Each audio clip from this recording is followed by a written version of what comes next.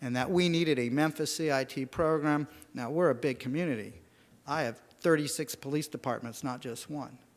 And so it took us a while, but I will tell you, we now have the largest trained squad of CIT officers in the United States. Every single agency is trained. I have over 4,700 police officers trained in CIT. And let me tell you what it gets you, what Sam didn't tell you. We keep data on every single CIT call that our Miami-Dade and City of Miami Department makes. Those are our two largest agencies. Between 2010 through 2015, just those two agencies handled 60,427 mental health calls. More impressively, however, out of the 60,427 calls, they only made 119 arrests. Our jail audit plummeted. We went from well over 7,000 inmates to just about 4,000 today. And you want to make our legislator and our county commission happy? We closed one of our 3 main jails. And while it's inappropriate to talk about cost savings, because this is about cost shifting and spending the money where it needs to go, but when you close a jail down, it actually saved my county $12 million a year, which the county has taken some of those dollars and reinvested it back into our program. But we knew CIT is only part of the answer. The other part is post-arrest and gently reintegrating people back into the community. So we set up an elaborate program both at our misdemeanor and felony level. So now if you get arrested in Miami-Dade and you have a serious mental illness, within 3 days, you're not evaluated by us, you're evaluated at the jail. And if you meet criteria, we transfer you from the jail to one of our crisis stabilization units. Because there's a criminal hold, we don't release the person within the 3 days. We set it for 2 weeks. We let them really get stable. I have 7 peers that work for me. They are amazing.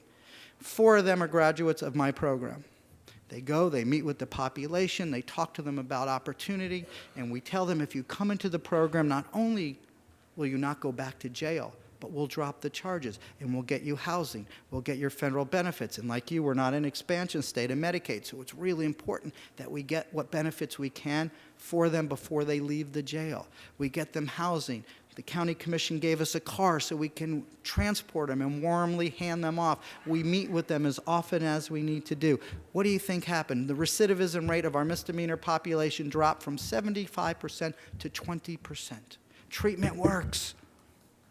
We expanded it. Our state attorney, who was a little dubious when this started, said, hey, this really works. This is a public safety issue.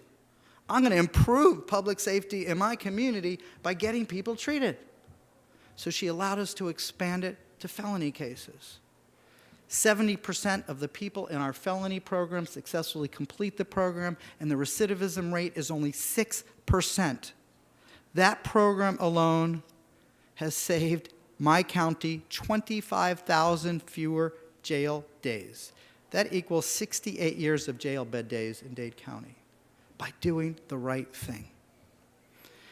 There are 14 essential elements a community needs. And I will tell you, if we started this again, there would have been a 3-part program, not just pre-arrest and post-arrest, but the other thing I strongly urge you to do as you start to think about structurally changing your approach is bring your school boards involved. We are now using a program through the American Psychiatric Association Foundation to teach teachers how to identify kids that are showing signs and symptoms of serious mental illness. Why are we waiting for them to grow up into my system when we can identify early, treat early, and get people help?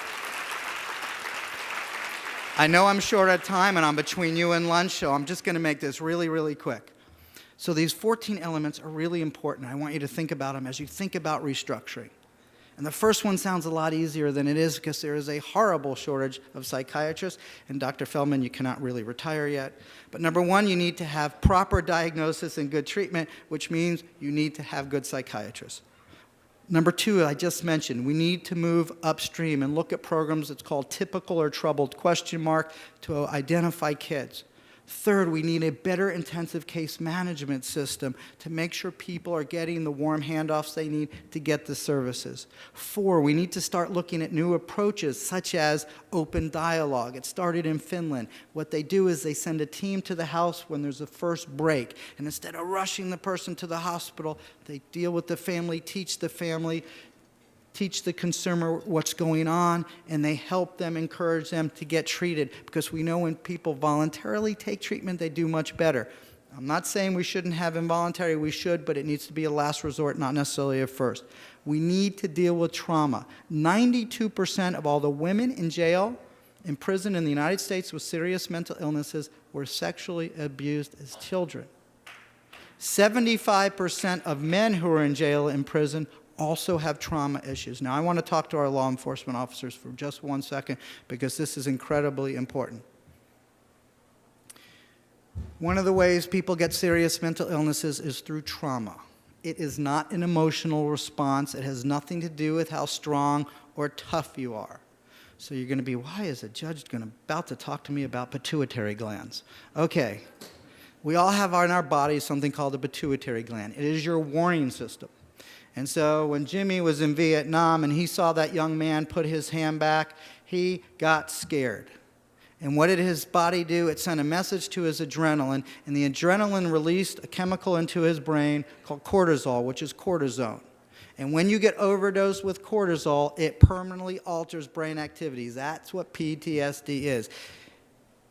Our law enforcement officers are exposed in ways none of us should have to deal with.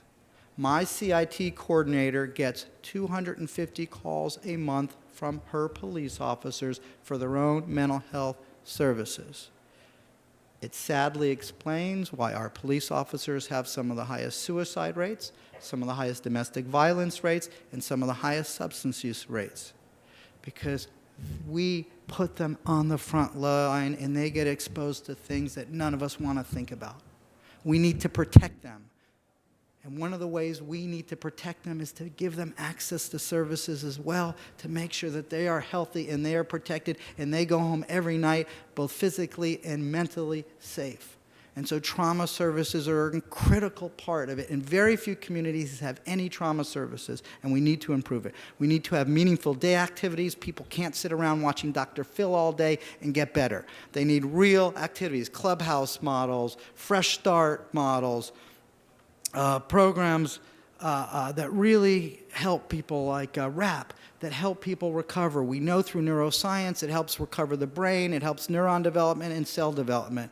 We need to deal with long-term institutionalization. We need supportive housing, supportive employment. We have to have peers. We need to have SOAR. SOAR is a way to expedite federal benefits. We need to address both the clinical and criminogenic factors and provide cognitive behavioral therapies along with mental health treatment as people come out of the criminal justice system. We need a coordinated criminal justice approach, CIT, post-arrest diversion, and we need to start talking about advanced technologies so that we can eliminate fragmentation.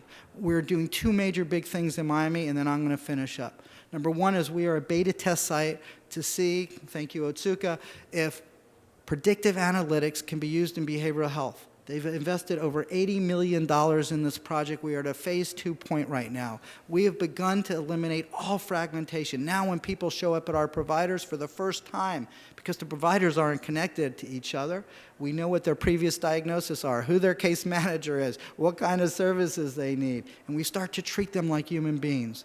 And the other thing we are doing is we are building the first of its kind facility in the United States, a one-stop shop for people with serious mental illness who are our highest utilizers. The building will have a courtroom, it'll have a central receiving facility, a crisis unit, short-term residential, a day activity program run by people with mental illness, a primary health so we could do a medical home model, a culinary supportive employment because it has a kitchen bigger than this room, trauma services, and the idea will be to gently reintegrate people back into the community who are the most ill and let them have hope, let them have opportunity, let us spend our tax dollars the right way. And once we do all this, I think we'll finally achieve what Judge Johnson tried to do in Alabama when he ordered, or it led to the ordering of deinstitutionalization. Thank you all very, very much.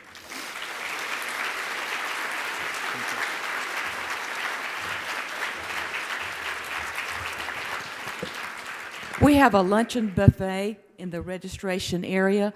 Our next presentation will begin promptly at 12:30. Enjoy your lunch. Thank you.